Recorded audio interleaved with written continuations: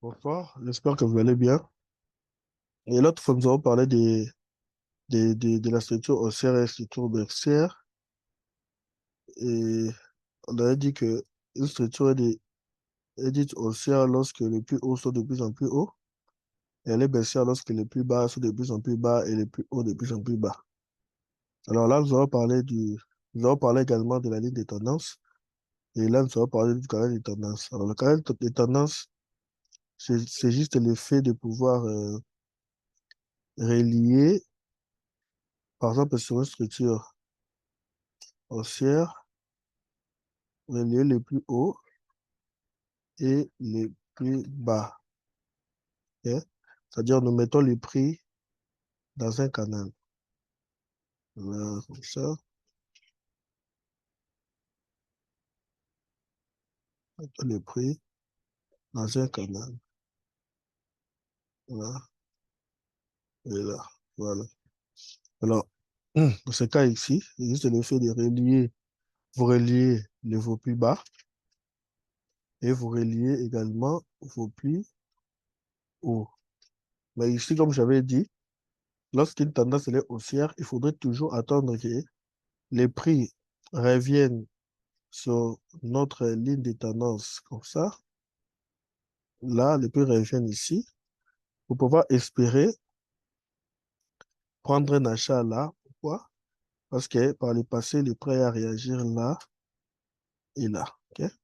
Alors, on va attendre que les prix reviennent ici pour pouvoir prendre cette hausse ici. Ok. Les prix, les canaux de tendance juste vous permettent de voir l'évolution du prix. C'est-à-dire, lorsque vous entrez, vous prenez votre position ici, vous pouvez dire que lorsque le prix arrive ici, puisque par le passé, cette zone là et là avait rejeté les prix, alors vous allez vous dire que lorsque le prix, vous avez fait votre achat ici et que le prix, vous avez fait votre achat là et que le prix revient sur, arrive au haut du canal, vous coupez votre position. C'est-à-dire que vous pouvez encaisser déjà quelques pips là. Vous pouvez encaisser déjà quelques pips de cette hausse ici, de là jusque là. Alors, en parlant de la structure baissière, c'est juste l'inverse. Vous allez juste réduire également vos plis, vos plus hauts et vos plus bas. Je donne un exemple pour ça. Voilà. Il suffit juste de relier vos plus hauts. Vous reliez aussi vos plus bas. Dans ces cas-là, comme je l'ai dit, elle vous permet juste de savoir euh, la limite de l'évolution du prix. C'est-à-dire, quand vous mettez votre prix dans un canal comme ça, alors ici, l'observation à faire ici, j'avais dit, si la tendance elle est baissière, on va attendre que les prix reviennent sur une zone susceptible de les renvoyer vers les bas, vers dans le sens de la tendance. Alors, nous allons prendre la vente ici. Parce que pourquoi? Parce que par le passé, les prix avaient réagi là, là et là.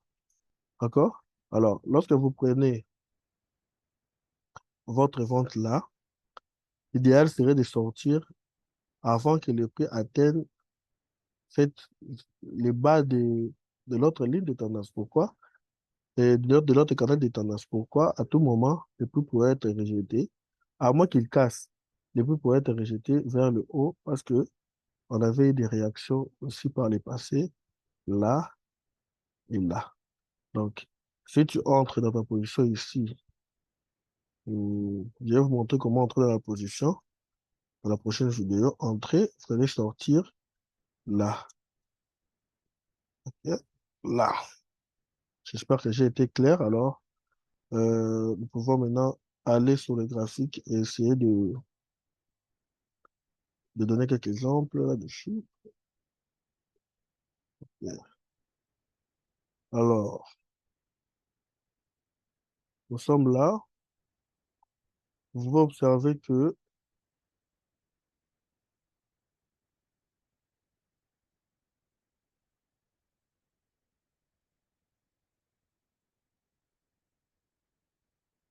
Voilà, ici le prix, dans notre cas ici, voilà, nous sommes sur une structure baissière. Ici, on voit bien que le prix évolue dans un canal. Parce que le prix évolue dans un canal. Alors, ce qui pourrait nous ramener à dire, à conclure que à chaque fois, là, on avait ce mouvement d'impulsion. Lorsqu'il il arrive au bas du canal, il rejette les prix vers le haut. Alors, nous prenons notre vente ici. Alors, j'avais dit, vous allez fixer votre TP ou objectif ou sortie au bas du canal. Là, donc, lorsque le prix chute jusqu'à arriver au bas du canal, vous coupez déjà votre position. Parce que là, on a eu ces mouvements de retracement. Et le prix est revenu sur notre ligne de tendance. Et nous avons dit que lorsque le prix revient sur notre ligne de tendance, sur une zone qui, qui peut les rejeter dans le sens de la tendance, à ce moment-là que nous allons nous positionner en vente. Alors, en se positionnant en vente ici, on aurait, on aurait été sorti jusqu'ici, au bas du canal.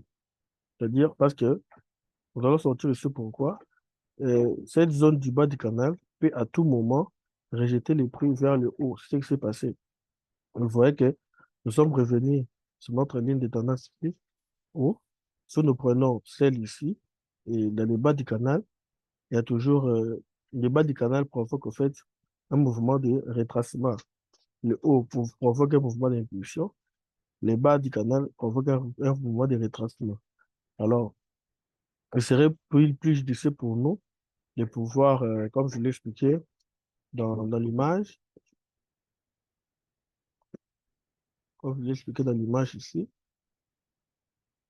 faire notre entrée ici, notre entrée là, et puis planifier notre sortie ici. Et je reviens, j'espère que vous avez très bien compris, et à la prochaine vidéo.